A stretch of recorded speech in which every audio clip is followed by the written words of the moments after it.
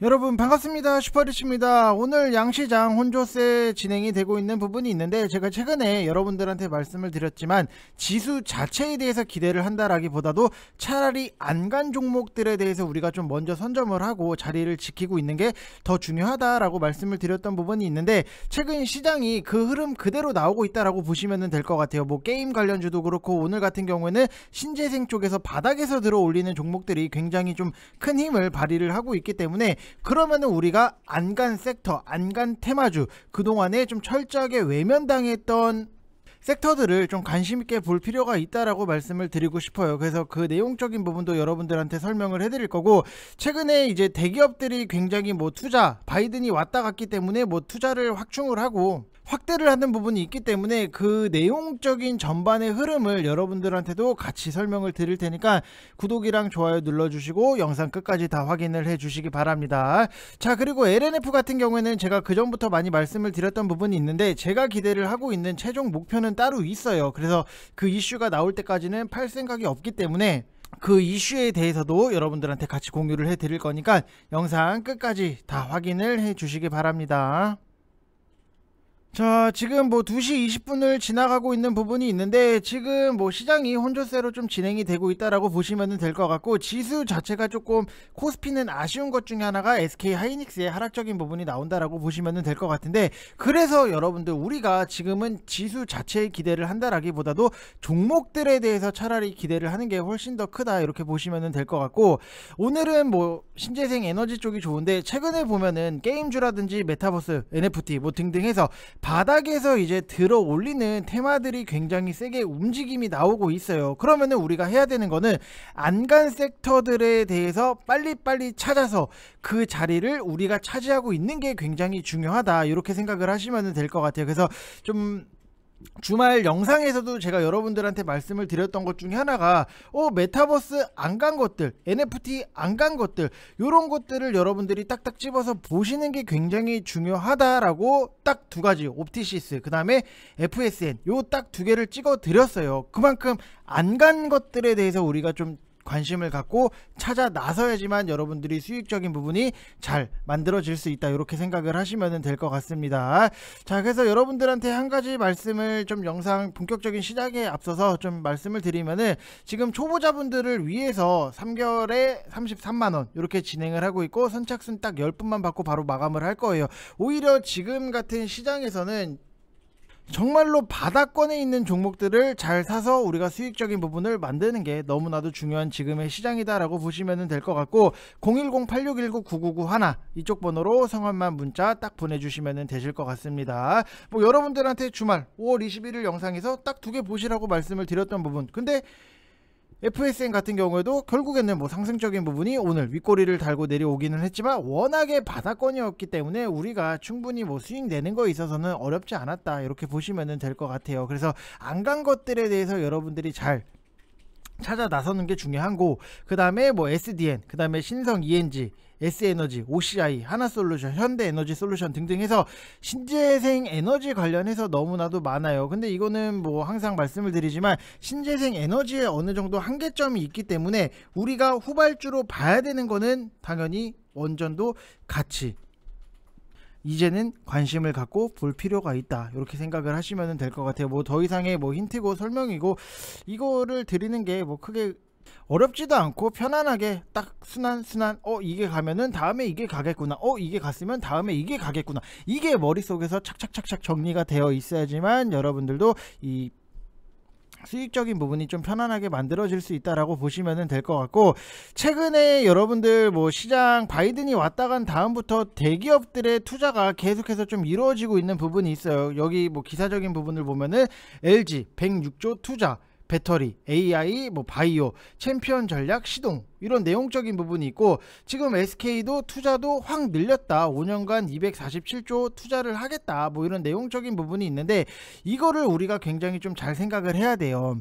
지금 뭐 SK나 LG 그룹 반도체라든지 배터리 등등 해서 투자 결정 소식 뭐 이런 것들 때문에 상승이 오전에는 굉장히 전반적인 상승이 나왔어요. 뭐 SK그룹 같은 경우에는 반도체, 배터리, 바이오, 그 다음에 뭐 핵심 성장 동력 강화를 위해서 오는 뭐 2026년까지 247조 원을 투자를 할 계획이고, 뭐 분야별로 보면은 반도체라든지 뭐 반도체 소재 이쪽에 투자액이 142조 2천억 원으로 가장 많고, 용인 반도체 클러스터 조성을 비롯을 해서 반도체 팹 증설, 그 다음에 뭐 특수가스랑 웨이퍼, 그리고 소재 부품 장비 관련 설비 증설, 요쪽이 투자 대상이고, 전기차 배터리 뭐 그린 비즈니스는 67조 4천, 그 다음에 디지털은 24조 9천억 원, 바이오라든지 뭐 기타 등등 해서 뭐 12조 7천억 원 투자를 할 거다, 이런 내용적인 부분이 있는데, 뉘앙스 자체를 좀 놓고 봤을 때는 미래성장 산업에 뭐 수백조를 투자한다 이렇게 나오기는 하지만 뭔가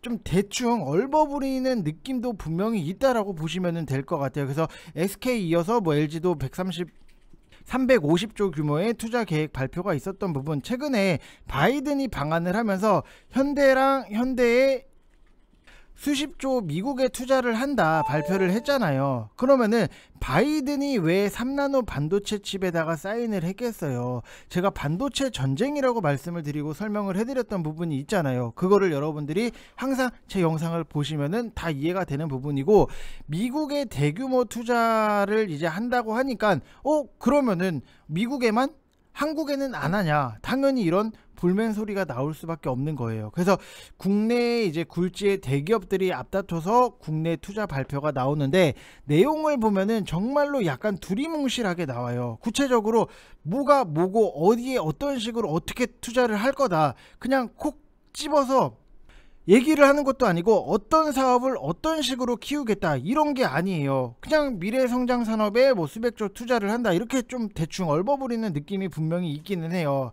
근데 이게 또 생각을 해보면은, 대기업들의 입장에서 우리가 생각을 해보면은 당연히 정치적인 이해 관계도도 있을 것 같아요. 그래서 아무튼 뭐 윤석열은 지금 친대기업 정책을 펼치겠다, 애초에 공약을 그렇게 한 거고, 대기업들이 돈을 대규모로 풀어서 일자리도 팍팍 늘리고, 그렇게 진행을 해야지만 낙수 효과로 서민들 경기도 좋아지고 선순환을 할 수 있는 거잖아요. 요즘에 여러분들 뭐 아시면 아시겠지만 요즘 중고 오토바이 매물이 쏟아진다라고 해요. 물론 뭐 당연히 코로나 여파에 배달 음식이라든지 택배 시장이 커지기는 했지만, 코로나가 끝나니까 오토바이 매물이 나온다, 뻔하긴 해요. 근데 지금 젊은 청년들이 일할 곳이 없으니까 배달업계로 뭐 너나 할 것 없이 뛰어든 거잖아요. 그래서 뭐 편의점 알바 한 명을 구한다고 공고를 올리면은 경쟁률이 뭐 센 거는 뭐 50대 1, 뭐 더 심한 거는 뭐 100대 1이 넘어서요. 이게 정말로 우리나라 사회에서 정상적인 부분은 아니잖아요. 20대 30대 무직 비율이 40%에 육박을 해요. 청년 지원금이니 뭐니 뭐 공짜나 바라고 있고, 일 조금만 하고 나면은 그만두고 어떻게 하면은 실업급여를 잘 받을 수 있을까, 이 생각을 하기 때문에. 그래서 이게 우리들의 상식적인 부분에서는 제대로 된 나라는 아니에요. 그래서 대기업들은 당연히 뭐 돈을 풀고, 국민들은 열심히 일을 하고, 정부는 못하는 거 툭툭 쳐주면서 스스로 돌아가게끔 그렇게 경제가 돌아가면 되는 거고, 정부가 너무 좀 이렇게 과도하게 개입하려고 하니까 자꾸 부작용이 좀 생길 수밖에 없다. 정치인들이 너무 개입을 하면은 이게 더 힘들어지지 않을까라고 생각적인 부분이 들고, 뭐 세계 1위의 갈등 국가가 우리나라잖아요. 뭐 남녀 간의 갈등도 당연히 있고, 청년이랑 장년의 갈등도 있고, 회사랑 노사의 갈등도 있고, 지역 갈등도 있고, 지지 정당에 따른 뭐 갈등도 있고, 빈부격차에 따른 갈등도 있고, 지금보다는 어떻게 보면은 좀 더 나아져야지만 우리가 더 먹고 살기 좋지 않겠나라고 생각적인 부분이 들고, 그리고 또 추가적으로 보면은 메타버스 쪽은 미국 증시에 로블록스를, 여러분들이 메타버스 쪽에 관심이 많다라고 하면은 로블록스를 항상 잘 보셔야 돼요. 이게 글로벌 메타버스 선두주자 격이기 때문에, 이게 작년에 140달러를 찍고 어제 뭐 7% 가까이 상승이 나왔는데, 그 가격이 아직도 30달러도 채 안 돼요. 28.93달러로 좀 마감을 했는데, 메타버스가 미래 성장 산업이고 미래 먹거리, 이거를 부정을 하는 사람은 없는데, 그동안의 주가가 하락을 했던 요인은 로블록스의 실적, 그리고 이용자 성장세 둔화, 코로나 특수 종료, 요런 것들 때문에 초기에 대박이 났다가 점차 인기가 약간 사그라지는 좀 그림이었어요. 그래서 코로나 영향을 받을 수밖에 없는 이유가 주요 고객층이 초중고 학생들 위주였기 때문에, 국내는 뭐 별 인기가 없지만 미국이나 뭐 유럽 이런 해외에서는 인기가 굉장히 많았잖아요. 그래서 학생들이 학교로 돌아가 버리니까 아무래도 이용자 성장세는 둔화될 수밖에 없는 구조다라고 투자자가 모두 생각을 할 수밖에 없었던 거고, 근데 실제로는 이용자 수 감수는커녕 더 늘었다라는 거예요. 그래서 개인적으로 저라면은 로블록스를 지금 사라 하면은 살 것 같아요. 그래서 리포트를 뭐 하나 본 게 있는데, CEO가 하는 말이 이용자 수 일단 늘리는 성장에만 집중을 하고 있다. 그리고 향후에 수익 모델을 도입을 할 거다. 이런 내용의 인터뷰가 있더라고요. 그래서 최근에 국내 증시뿐만이 아니라 미국 증시 같은 경우에도 하락 국면에서 벗어나질 못하고 있기 때문에 지수가 내릴 때는 보통 컷 우선순위가 적자 기업이에요. 그래서 로블록스가 누구나 보유한 종목이기는 하지만 컷 우선순위로 보면은 아마 1순위였을 거예요. 근데 로블록스가 뭐예요? 하시는 분들은 제가 VIP 방에다가는 따로 자료를 올려드릴 거고, 어제 로블록스의 뭐 7% 반등, 그 다음에 위메이드, 컴투스 홀딩스 호재성 뉴스 여파 때문에 오늘 메타버스 테마가 아침에 급하게 오르고 다시 또 윗꼬리가 조금씩 달리고 있는 상황인데, 길게 보면은 메타버스는 지금 보유하시는 게 저는 맞다라고 보고 있어요. 그래서 뭐 국내에도 네이버라든지 SK 뭐 이렇게 대기업들이 진출을 해 있고, 해외 같은 경우에도 로블록스 외에도 뭐 페이스북을 이름을 아예 메타로 바꾼 건 여러분들도 아실 거예요. 그리고 뭐 구글은 우리 돈으로 83조라는 돈을 들여서 블리자드를 인수를 했고요. 구글이 단순하게 게임 산업에 진출을 하려고 인수를 한 게 아니에요. 여러분들, 메타버스를 하려고 인수를 한 거예요. 일본의 여러분들 플스 아시죠? 플레이스테이션 다들 잘 아실 건데, 얘네들도 이제 4조 3,600억 원 메타버스 관련 기업을 하나 인수를 했어요. 아무튼 메타버스 쪽은 우리야 지금 잠시 매매를 해서 뭐 수익 나면 파는 거고 그런 거기는 하지만, 제가 생각을 했을 때는 나올 악재는 이제는 다 나왔다라는 판단이고, 잠시 뭐 우르르 상승 후에 다시 잠잠해질 여지도 분명히 있기는 하지만, 우리가 그래도 좀 관심을 갖고 있어야지 또 어차피 매매할 일은 생길 수밖에 없으니까. 그래서 당장 매도 뭐 반복을 하면서 수익만 나면은 그만이다라는 생각보다는, 여러분들이 꾸준하게 뭐가 됐든지 간에, 뭐 메타버스가 아니더라도 뭐가 됐든지 간에 꾸준하게 관심을 가지시는 게 맞다, 이렇게 좀 말씀을 드리고 싶습니다. 무슨 말인지 이해되셨죠, 여러분들?